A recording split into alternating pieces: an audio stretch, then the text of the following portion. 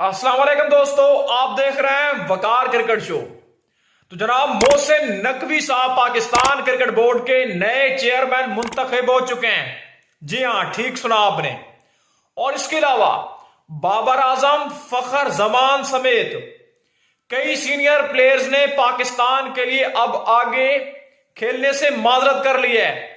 यानी कि पाकिस्तान के लिए अब वो और मैचेस नहीं खेलेंगे। लेकिन क्यों, आखिर कौन सा ऐसा फड्डा क्रिएट हो चुका है कि पाकिस्तान के इन प्लेयर्स ने पाकिस्तान को इस वक्त तरजीह देना गैर मुनासिब समझा है? तो आखिर कौन सी ऐसी वजह है? तो ये तमाम अपडेट्स आपके साथ इस वीडियो में तफसील से डिस्कस करने जा रहा हूं। तो जी हां दोस्तों, सबसे पहले तो आपके साथ ये क्लियर कर दूं कि इस वक्त ओवरटेकर का जो किरदार है वो जनाब संभालने वाला, समझे पीसीबी के जो नए चेयरमैन बने मोहसिन नकवी साहब, जो सबको पता है पंजाब के चीफ मिनिस्टर भी है और उनको पीसीबी के अंदर भी अब एक ओहदा मिल गया है। जका अशरफ ने अपने दौर में तकरीबन कोई 128 बंदे तकरीबन रखे हुए थे, लेकिन उन्होंने फिर रिजाइन कर दिया था। जो वेडनेसडे गुजरा है उसको उन्होंने रिजाइन कर दिया था। तो अब जनाब मोहसिन नकवी साहब जो हैं वो समझे अबूरी हैं, इन टर्म्स हैं, जो भी समझे कि जब तक कोई रेगुलर पीसीबी चेयरमैन नहीं लगाया जाता तब तक वो पाकिस्तान क्रिकेट बोर्ड के चेयरमैन रहेंगे। यानी कि पीसीबी पाकिस्तान क्रिकेट बोर्ड उनको हैंड ओवर कर दिया गया है।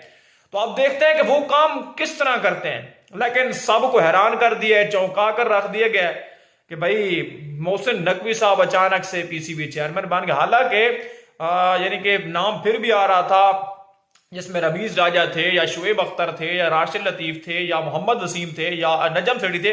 लेकिन जब वोटिंग होगी, इलेक्शन होगा, तो उस वक्त ही क्लियर होगा कि कोई परमानेंट फिर चेयरमैन लगा दिया जाएगा। लेकिन एक और भी इतला मिल रही है कि हो सकता है कि इनको 3 साल के लिए ही पीसीबी चेयरमैन बना दिया जाए। ये भाई थोड़ा ज्यादा हो जाएगा, ये थोड़ा ज्यादा हो जाएगा, इतना नहीं होना चाहिए।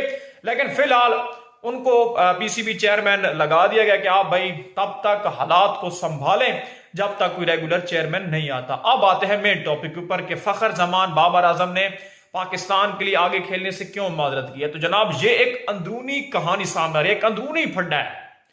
वो ये है कि वो मोहम्मद हफीज के साथ नाखुश हैं। फीडबैक लिया जा रहा है प्लेयर से, सीनियर प्लेयर से, जिसमें फखर जमान हो गए, बाबर आजम हो गए, मोहम्मद रिजवान हो गए। तो इन प्लेयर से मोहम्मद हफीज की रिलेटेड फीडबैक लिया जाएगा कि क्या हफीज को आगे कंटिन्यू करना चाहिए या हफीज के साथ आपको कोई मसला तो नहीं है।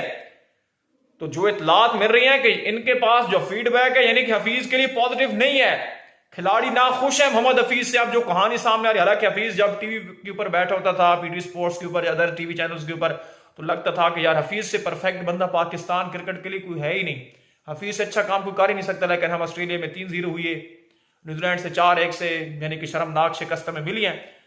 तो अब जनाब ये कहानी डामाडोल है। तो यानी कि ये प्लेयर्स जो हैं मोहम्मद हफीज से नाखुश हैं या हफीज के साथ नहीं खेलना चाहते हैं।